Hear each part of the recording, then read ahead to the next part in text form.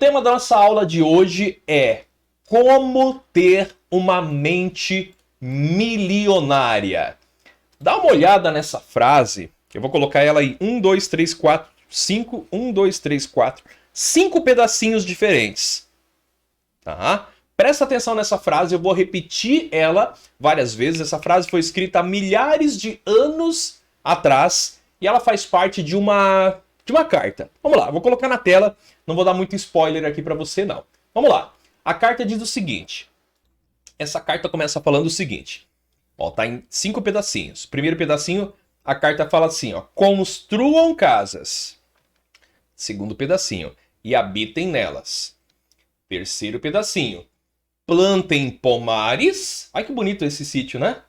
Que bonito, o sítio, o pomar é bom pra gente passear, não é isso, né? Ou pra ter um lugarzinho lá. Então vamos lá, né? Não vamos perder o raciocínio, vamos lá. Construam casas e habitem nelas, plantem pomares e comam seus frutos. Que delícia, né? Fruto direto do pé aí. Isso daí parece um... O que é esse negócio aí? Acho que é maçã, né? Sei lá, parece maçã. Delícia. Gente, fruta direto do pé é uma maravilha, tá? Então, e comam seus frutos, casem e tenham filhos e gerem filhos. Claro, não ia botar uma foto aqui de gerar filhos, né? Só a foto dos filhos ali. Tá? Então presta atenção, eu vou repetir essa frase mais de uma vez, tá? Essa frase ela faz parte de uma carta escrita há milhares de anos atrás. Vamos de novo, para ficar bem claro para você? Presta bem atenção para fazer sentido tudo que eu vou falar aqui para você sobre como ter uma mente milionária. Tá? E por que a gente está pegando uma carta antiga, de milhares de anos atrás? Porque o padrão é o mesmo. Para você enriquecer, para você ser um milionário, o padrão é o mesmo, gente. Tá? Só para você entender, o que é uma mente milionária? Inclusive ele fala nesse livro aqui, aliás, esse aqui é o meu livro, não é no meu livro, o meu livro também fala, mas ele fala nesse livro aqui, né? Os segredos da mente milionária. O que é uma mente milionária? É um pensamento milionário. O que é um milionário de fato? É uma pessoa que tem, no mínimo, R$1 milhão. Tá? Então vamos lá, presta atenção. Construam casas e habitem nelas, plantem pomares e comam seus frutos, casem e tenham filhos, gerem filhos. Essa frase, ela é parte de uma carta enviada à Babilônia. Vamos conhecer um pouquinho para ficar bem claro o que é a Babilônia. Você já deve ter ouvido falar, né, da Babilônia. Quem é cristão, assim como eu, talvez já ouviu falar um pouco mais sobre a Babilônia, um pouco menos, talvez até na escola a gente ouviu falar. Então, essa frase, que eu coloquei em 5 pedacinhos, ela faz parte de uma carta enviada à Babilônia. Vamos conhecer um pouquinho o que é essa tal de Babilônia, para ficar bem claro para você a aula de hoje. A Babilônia era uma região em que eles não acreditavam em Deus. Tá? Eles não acreditavam em Deus. Os babilônicos, eles eram politeístas. Tá? Veja que está escrito ali, tira minha imagem, por favor. Politeísta, não é petista. Naquela época não existia, né? Enfim, aqui a gente está falando do século 18 a.C. O PT veio só agora, né? Mas enfim, politeísta. O que é politeísta? Nós, os cristãos, e se você não é cristão, não tem problema nenhum, tá? Então vamos falar assim, os cristãos, os judeus também, acreditam em um Deus. Né? Então a gente fala que o judaísmo e o cristianismo, né? Aí no Brasil a gente tem várias denominações, mas a gente está falando cristianismo. Né? Aí tem a igreja católica, as igrejas evangélicas, enfim, né? Batista, Assembleia Adventista, várias, né? Pentecostal, não pentecostal, todas essas igrejas, todas são igrejas cristãs. Tá? A gente acredita em um Deus, então a gente fala que é monoteísta. Tá? No caso lá na Babilônia, eles não acreditavam nesse um Deus que a gente acredita, né? que tem um Deus que construiu e fez o mundo. É o que nós acreditamos, em um Deus. Eles acreditavam em vários deuses. Tá? Então isso é chamado de politeísmo. E a Babilônia, aqui, né, tem uma fotinho dela, ela ficava na região que hoje vamos pegar a canetinha vermelha aqui, ali pelo Iraque ali, tá? Naquela região ali do Iraque, né? Da Mesopotâmia também, né? Ó, aqui tem Bagdá, que fica no Iraque, né? Então a Babilônia, ela ficava ao centro, ó, aqui ao centro e ao sul, ó, presta atenção, centro e sul da Mesopotâmia. Tá? Mesopotâmia, que hoje, atualmente, basicamente a região do Iraque, com algumas diferenças. Tá? Então essa era a Babilônia. Curiosidades sobre a Babilônia. Vou contextualizar e com certeza você vai lembrar de alguma coisa sobre isso. Tá? Então vamos lá, vamos na tela. Curiosidades sobre a Babilônia. A Babilônia, como naquela época era muito comum, se envolvia em vários conflitos, né, com o leste e conflitos também com o norte da Mesopotâmia, sobretudo com o estado da Assíria. Então, é o que acontece até hoje ainda, né? Essas brigas entre o sul e o norte, não é isso? Da Irlanda, enfim, de vários países, né? Tem essa briga entre o sul e o norte. Então lá acontecia isso, a Mesopotâmia ficava no centro-sul, ali, né? E eles guerreavam bastante com o norte, sobretudo com o estado da Síria, que é um estado bastante forte, tá? Outra coisa que você vai lembrar, a Babilônia era uma cidade administrativa não tão conhecida assim, mas durante o reinado de Hammurabi, né, essa que está na tela agora é a foto de um ator, que sim, ele é parecido, né, com possivelmente parecido, né, com a descrição do Hammurabi. Então, durante o reinado do Hammurabi, tá? A gente está falando isso, repetindo, do século 18 antes de Cristo. Isso significa 1700 antes de Cristo, tá? Então, o Hammurabi que está aparecendo ali, o ator que é parecido com o Hammurabi verdadeiro, né? Então, durante o reinado de Hammurabi, a Babilônia se desenvolveu de forma exponencial. Só que aí depois, o Hammurabi morreu e o Império Babilônico caiu. Falando em Hammurabi, então algumas palavrinhas aqui para contextualizar aquela carta que eu li ali no começo, depois a gente vai ler a carta completa, tá? Então a gente está entendendo o que é a Babilônia, ela se desenvolveu por causa de Hammurabi e principalmente os advogados, tá? Eu não sou advogado, eu sou educador financeiro, nunca fiz faculdade de Direito, né? Fiz especializações em finanças, em investimentos, em educação financeira, mas principalmente quem é advogado estuda o Código de Hammurabi, que é a primeira lei, né? Vamos colocar na tela aqui, ó. Hammurabi é uma expressão que você, aqui, já deve ter ouvido falar. O que é Hammurabi? O Código de Hammurabi, ó, são essas letrinhas aí, tá? Que não é exatamente o código, é uma expressão semelhante, né? O Código de Hammurabi era a lei que era a lei vigente, né? Era a lei vigente na Mesopotâmia, né? É o primeiro código de leis da história. Então hoje a gente não tem o Código Civil, né? O Código isso, Código Penal, Código de Processo Penal, Código isso, Código aquilo. Primeiro código de lei foi o Código de Hammurabi. Isso, o Código de Hammurabi. Tá? No Código de Hammurabi, a gente encontra a reciprocidade do crime. Tá? Tem um nome técnico para isso, mas eu trouxe uma palavra mais simples, reciprocidade do crime. Tá?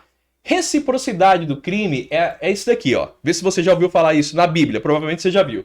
Né? Cadê? Aqui, ó. Apresentação, por favor. Reciprocidade do crime. Né? O que é reciprocidade do crime? O cara que cometeu o crime, vai acontecer a mesma coisa com ele. Né? É o tal do, aparece na tela ali, por favor, olho por olho, dente por dente. Exatamente isso. Estava escrito lá no Código de Hammurabi. Tá? Então contextualizamos Babilônia. Eles não acreditavam em um único Deus. E a Babilônia cresceu bastante durante o reinado aí de Hammurabi. Né?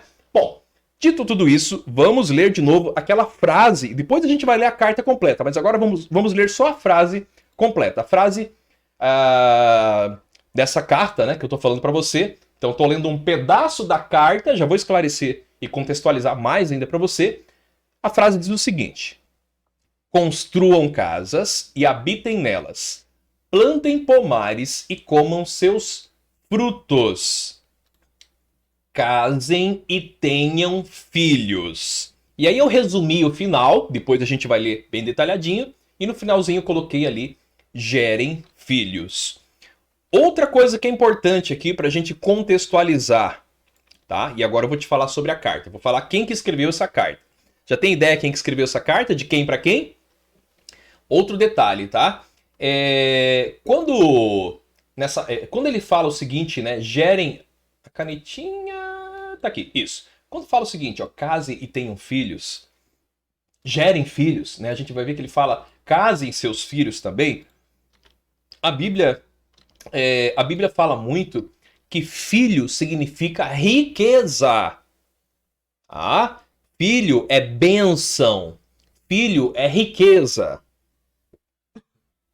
Então você aí que acha que filho é despesa, tá? Pode começar a trabalhar um pouquinho a chave. Filho é despesa dependendo da forma que você planeja, da forma que você cria e da forma que você pensa e orienta seus filhos e seus netos, tá? Pode ser e deve ser riqueza, tá? Então na Bíblia fala muito sobre isso, tá? Inclusive tem a história de Abraão, tal, que gerou Isaac, enfim, aquela coisa toda, né? Então assim, filho na Bíblia, falando ali de Antigo Testamento, é riqueza. E eu quero trazer esse contexto aqui para você também de como ter uma mente milionária, tá? Filho é riqueza. Show de bola! Vamos contextualizar a carta. Ali um pedacinho da carta, vamos ler ela para você, né? Bom, contextualizando a carta então. Jeremias, profeta, né, que está na Bíblia. Além de profeta, Jeremias era um pesquisador, era um cara muito inteligente, ele era um historiador também, tá? E foi o Jeremias que escreveu essa carta que eu tô falando aqui para você, tá? Foi o Jeremias que escreveu essa carta, a gente vai ler a carta toda já em seguida. Então, Jeremias é o conhecido profeta aí da Bíblia, tá? Além de profeta, segundo alguns estudos, ele era também um pesquisador da época e um historiador. E o Jeremias, ele enviou uma carta de Jerusalém às pessoas que estavam na Babilônia. Aí já expliquei o que é a Babilônia para você, tá? Só que essas pessoas que estavam lá na Babilônia, elas estavam exiladas, ou seja, elas estavam lá em condições análogas ou semelhantes à condição de escravo. Tá? Então vamos lá, apresentaçãozinha na tela. Jeremias, que é o profeta, né? Tá na Bíblia aí, né? Tem um livro com o nome dele, né? E a autoria desse livro é atribuída ao Jeremias. Pesquisador, historiador, profeta, ele enviou uma carta de Jerusalém para as pessoas que estavam exiladas, essa é uma palavra que está na Bíblia, na Babilônia. Bom, o que é exílio? Né? O que é estar exilado? Exilado é estar preso. Presta muita atenção, cada palavrinha disso aqui é importante para a gente conectar com ter uma mente milionária, tá? Então o povo estava lá preso, exilado na Babilônia. Imagina a situação. A Babilônia é hoje o Iraque. Imagina você, brasileiro, provavelmente, né? A maioria são brasileiros, tem algumas pessoas de fora que falam português, enfim, que nos acompanham também de outros países também, né? Brasileiros que moram fora, não brasileiros também, mas a grande maioria é brasileiro. Imagina você brasileiro ou não brasileiro, enfim, vivendo como escravo lá no Iraque. Era essa a situação, tá? Então Jeremias escreveu uma carta para as pessoas que estavam exiladas no Iraque. E a carta dizia assim. Agora vamos à carta. Construam casas e habitem nelas. Plantem pomares e comam seus frutos. Casem e tenham filhos e filhas.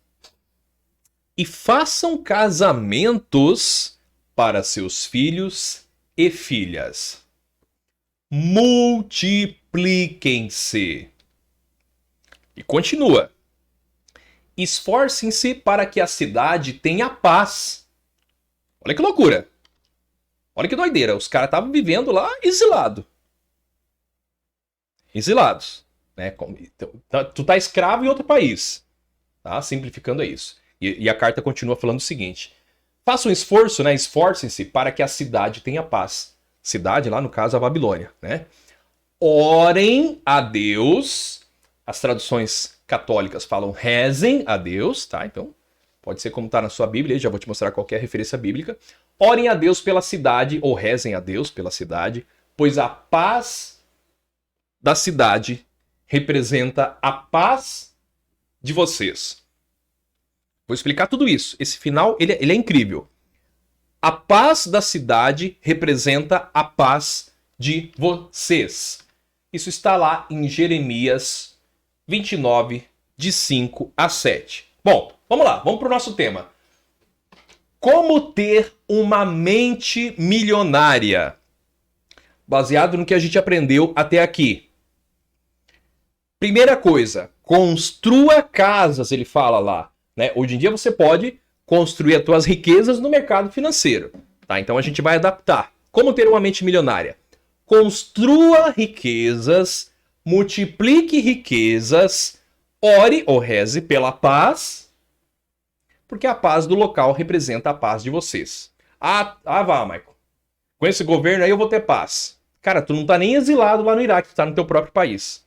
Vamos lá, vamos de novo. Como ter uma mente milionária? Parafraseando de novo. Construa riquezas, está aparecendo na tela para você. Multiplique suas riquezas. Ore ou reze pela paz. Ore ou reze, tá? As Bíblias trazem traduções diferentes aí. Tá? A paz do local é a paz de vocês. A paz do local que você está representa a paz de vocês. Vamos lá, tudo junto na tela. Construa a riqueza, multiplique a riqueza, ore pela paz. Ore pela paz. Show, show de bola. Independentemente do exílio que está acontecendo na tua vida hoje, a gente está falando como ter uma mente milionária. Tá? Como ter uma mente milionária é mentalidade. Tá? Então, independentemente, tá? Não importa qual que é o exílio, ó, a fotinha aqui. Cadê a fotinha? Cadê? Essa aqui. Exílio significa prisão aí, tá? Não importa qual que é o exílio que está acontecendo com você. Faz o que está escrito aqui em cima, ó. Canetinha vermelha aqui, ó. Construa a riqueza, multiplique a riqueza e ore pela paz. É isso, tá? Independentemente do exílio que você está vivendo hoje. O que é o exílio? É aquilo que te prende a ter uma mente milionária.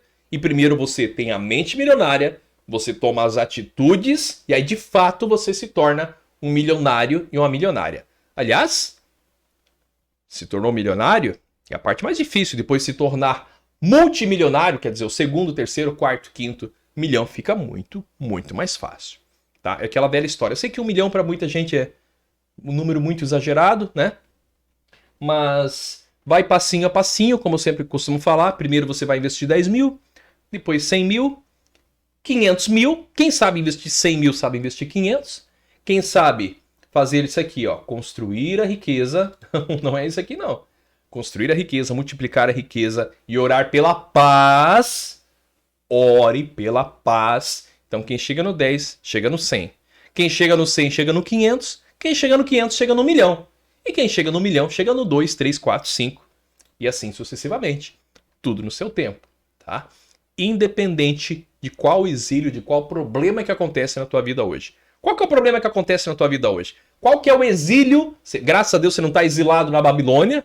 Mas qual que é o exílio que está, na grande maioria das vezes, na tua mente hoje? É o exílio do tempo? Ah, Michael, eu não tenho tempo. É justamente porque não tem tempo que você tem que cuidar da tua vida financeira, tá? Vou colocar algumas fotinhos aqui para falar do exílio.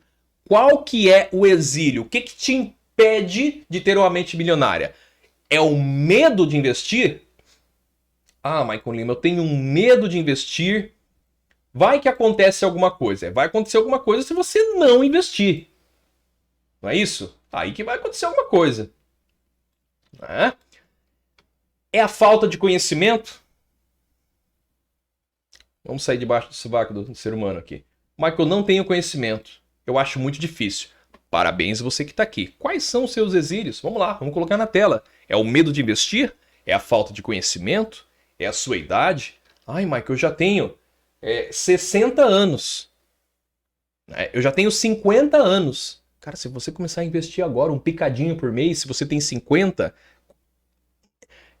80 a 90% de chance que você vai chegar nos 80 anos. Se você investir hoje com 50, quando você tiver 60, 70, com certeza você já está milionário. Você quer chegar nos 70 dependendo das outras pessoas, como 99% dos aposentados hoje? Dependendo do governo, o salário do governo nem paga as tuas contas? Ou quer chegar milionário? 50 anos é novinho. Idade não é impedimento para investir. Idade não é exílio, né? O exílio que a gente está falando aqui da Babilônia, tá? Não é impedimento para investir. É a tua idade? É o marido que não acredita em você? Acontece. Ou a esposa que não acredita em você? Cadê a esposa? A esposa não apareceu aqui. Era para aparecer uma esposa depois. É o marido que não acredita em você? A esposa tá lá atrás. E a esposa que não acredita em você é o seu pai. Acontece muito isso, né? Teu pai te olhando, falando, esse menino só quer guardar dinheiro só.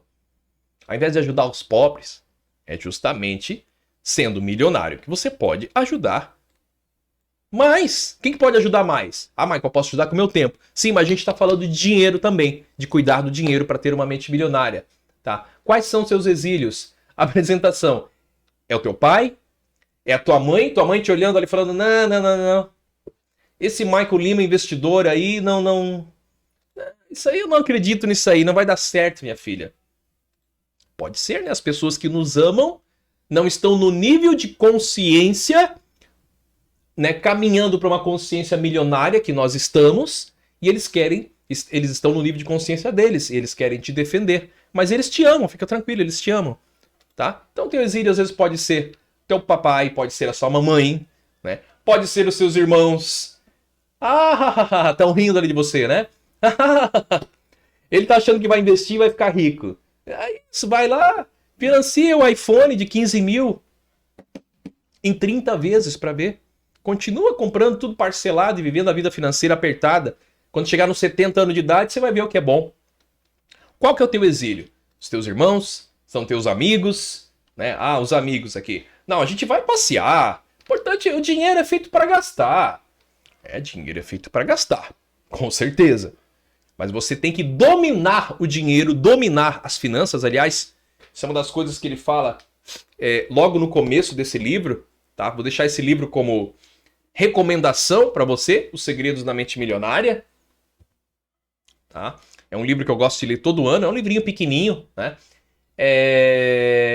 Então, né, vamos lá, volta para os amigos aqui. O dinheiro é feito para gastar. Sim, dinheiro é feito para gastar, claro. Mas você tem que dominar, cuidar do dinheiro. A frase que tem ali no começo do livro, está adaptada, ela fala o seguinte: ou você domina a vida financeira, ou o dinheiro domina você. Tá? Em outras palavras, ou você domina a vida financeira, ou a vida financeira domina você. Ou você domina o teu dinheiro, ou o que acontece com a maioria das pessoas, o dinheiro domina você. Dinheiro domina você. E não tem nada a ver com amar o dinheiro. Não, você tem que fazer dinheiro, multiplicar e cuidar desse dinheiro. Tá? E a gente falou sobre paz aqui. Pode ter a mais absoluta certeza que ter um pouco de dinheiro que eu estou falando é ser um milionário. Pode ter a mais absoluta certeza que isso também traz paz. Tem a necessidade de ir no médico e tá doendo o teu peito para ver. Pode ir no SUS, obrigado. Obrigado, Deus, porque tem SUS no Brasil. Mas se você vai no especialista, você pode pagar uma consulta de, não sei quanto que é uma consulta, mas aí, mais R$500. 2, 3 mil reais, 5 mil reais às vezes um bom médico. Você vai lá e paga e acabou. Não esquenta a cabeça. Isso traz paz. Viajar, passear, ir pra praia, né? Eu tô louco pra terminar aqui e ir pra piscina. Isso é paz. Dinheiro também traz paz, desde que você domine o dinheiro. Para você ser um milionário, tem tudo a ver com mentalidade, tá? Passa pela mentalidade e passa pelo conhecimento. É super importante você ir construindo essa mente milionária. Infelizmente, a maioria das pessoas tem uma mentalidade destrutiva em relação ao dinheiro e nem sabe disso. Acha que é normal, né? Fica falando que tendo para viver tá bom. Não é tendo para viver tá bom. Você tem que ter reservas financeiras. Isso faz parte. Tendo para viver tá bom, e você vai lá, se endivida e fica trabalhando pro banco, né? Dinheiro não nasce em árvore. Não nasce em árvore. Mas se você poupar e investir da forma correta, teu dinheiro multiplica e você fica milionário muito mais cedo. Então, infelizmente, a maioria das pessoas tem uma mentalidade destrutiva em relação ao dinheiro. As pessoas próximas, tá? Os nossos amigos, os nossos parentes, infelizmente, é esse tipo de mentalidade que a gente mais encontra. O Jeremias, que escreveu essa carta que eu li para você na nossa aula de hoje, intitulada Como Ter uma Mente Milionária, a título de curiosidade, ele é atribuída a ele a autoria do livro Jeremias, né, o livro que leva o nome dele, o livro que está na Bíblia, e também os livros de Reis, também atribuída a autoria a ele, tá, segundo alguns teólogos. Fica a dica aí de complemento, né, o livro Os Segredos da Mente Milionária. Continue, você não precisa ter pressa de chegar lá, mas não fique parado. Se você ficar parado, com certeza você está voltando, está dando a ré, está indo para trás, tá? Esteja sempre, sempre, sempre em constante evolução. Eu gosto da teoria da tartaruga aqui, ó. Ela tá indo, caminhando, né? O pessoal andando que nem um louco na cidade, para um lado, para o outro, né? Aquela corrida dos ratos, trabalha, paga conta, e a tartaruguinha tá ali, ó, buscando conhecimento para chegar lá na frente e ter uma vida milionária. Então vai, sem pressa e sem pausa. Investir não é tabu, gente. Investir não é tabu significa que investir é muito fácil. Basta você se inscrever no canal e acompanhar aqui o Maicon Lima, investidor. Que bacana todos vocês que participaram dessa aula de hoje. Um grande abraço e até a próxima aula.